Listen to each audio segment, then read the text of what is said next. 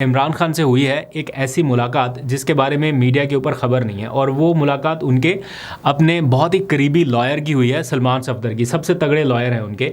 Supreme court of Pakistan से उन्होंने इजाज़त तलब की थी कि सुप्रीम कोर्ट अगर ये कोई ऐसा फ़ैसला कर दे कि उनकी इमरान खान साहब से मुलाकात हो पाए तो वो 9 मई के केसेस के हवाले से उनसे कुछ गाइडलाइंस लेना चाहते हैं। जिसके बाद चीफ जस्टिस याह्या अफरीदी ने ये कहा था कि उनकी मुलाकात होगी, और उन्होंने कुछ हिदायत भी दे दी थी मुतल्लिका हुकाम को। तो उसके बाद फिर कोई मेरा ख्याल कम्युनिकेशन हुई है, और गुज़िश्ता रोज़, वैसे कल शाम तो उनके अहल खाना गए ना मुलाकात करने, और कुछ लॉयर्स की मुलाकात, लेकिन उससे पहले यानी पिछले 48 घंटों में सलमान सफदर की इमरान खान से मुलाकात हो गई है।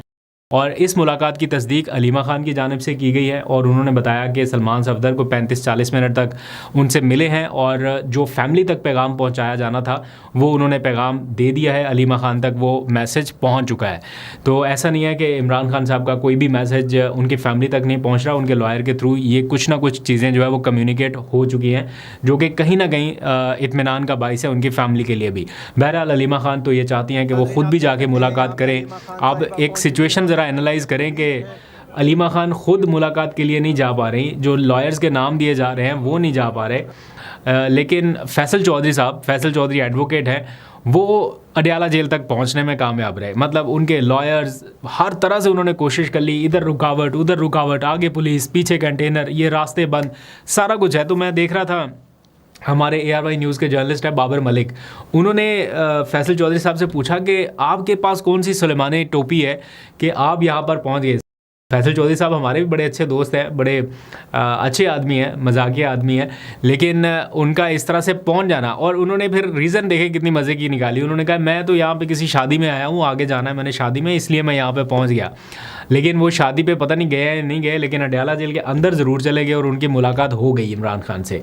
तो इस तरह से ये चीज़ें चल रही हैं। बहरहाल देखते हैं आगे क्या होता है। अच्छा जी, आगे बढ़ते हैं। अब इमरान खान ने एक पैगाम और भी जारी किया है, और वो पैगाम है मुज़ाहमत के हवाले से। और ये मैसेज उन्होंने अपने लॉयर से जो आज गए थे अंदर मुलाकात के लिए, उनसे बातचीत करते हुए जो उन्होंने कन्वे किया सलमान अकरम राजा तक कि मेरा ये मैसेज पहुंचाएं कि तुमने खड़े रहना है, तुम लोगों ने डट के मुकाबला करना है। और उन्होंने कहा कि आवाम को जाके ये बताएं कि अब मौका मुज़ाहमत का है, यानी रेजिस्टेंस करनी पड़ेगी, इसके अलावा कोई चारा नहीं है। उन्होंने वो 26वीं तरमीम का हवाला दे के बाकी सारी चीज़ें कि किस तरह से अब इंसाफ का हुसूल मुश्किल होता जा रहा है, अपने केसेस को लड़ना, डिफेंड करना किस कदर मुश्किल बना दिया गया है। तो अब और क्या ऑप्शन उनके पास बचता है, तो वो मज़ाहमत का ऑप्शन है। तो उन्होंने सलमान सफदर तक ये मैसेज कन्वे किया, फिर उन्होंने एक प्रेस कॉन्फ्रेंस की और उसमें इमरान खान का आपको एज़ इट इज़ मैसेज पहुंचा दिया।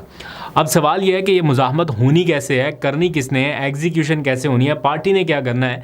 तो मौलाना साहब के जवाब के बाद अब बज़ाहिर ऐसा ही लग रहा है कि थोड़ी मुश्किल सूरत हाल होगी कि PTI को सोलो फ्लाइट की तरफ जाना पड़ेगा। पहले ये कोशिश थी कि चले मौलाना साथ आ जाएं, लेकिन उनके रेड सिग्नल के बाद अब PTI ने, या जो ऑपोजिशन का एक प्लेटफॉर्म बना है तहरीक तहफ़्फ़ुज़ आईन पाकिस्तान, उन्होंने अपना एक इजलास, सरबराही इजलास जिसे कहा जाता है, ग्रैंड इजलास, वो बुला लिया है कि इसमें अख्तर मैंगल वगैरह सारे जितने भी सरबराहान ऑलरेडी इसमें शामिल हैं, जैसे शाहिद खाकान अब्बासी हैं, मुस्तफ़ा नवाज़ खोखर हैं, महमूद अचकज़ई हैं, और जितने लोग इस अलाइंस में शामिल हैं, ये बैठ के PTI के साथ अब अपना फ़ैसला कर लें कि हमने क्या करना है। जो इनका लाइन ऑफ एक्शन है या एहतजाज का एक तरीक़ाकार है, वो ऑलरेडी तय कर चुके हैं। ये लोग बैठ के डिसाइड हो चुका है कि जनाब हमने ये इस तरीके से एहतजाज करना है। बल्कि साहिबज़ादा हामिद रज़ा इसकी तफसीलात बता रहे थे कि जनाब हमने ये सारी चीज़ें जो है वो डिसाइड कर ली हुई हैं कि हमने कैसे एग्जीक्यूट करना है उसकी। बल्कि वो कह रहे हैं कि मैं उस कमेटी का सरबराह हूँ जिसमें बैठ के हमने ये सारा कुछ डिसाइड किया, इसीलिए हमें इमरान खान से मिलने नहीं देते कि हमने जो प्लान बनाया है कहीं इमरान खान इसकी मंजूरी ना दे दे।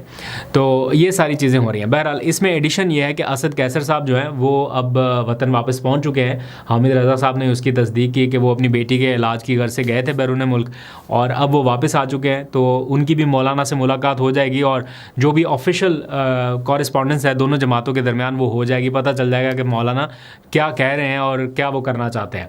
आरिफ अलवी साहब वो भी कुछ दिनों में यहाँ पे पाकिस्तान पहुँच जाएंगे ताकि वो आज़म स्वाति साहब उनके मुंतज़िर हैं कि वो पहुँचे और हम फिर कोई मुज़ाकरात का सिलसिला चलाएं।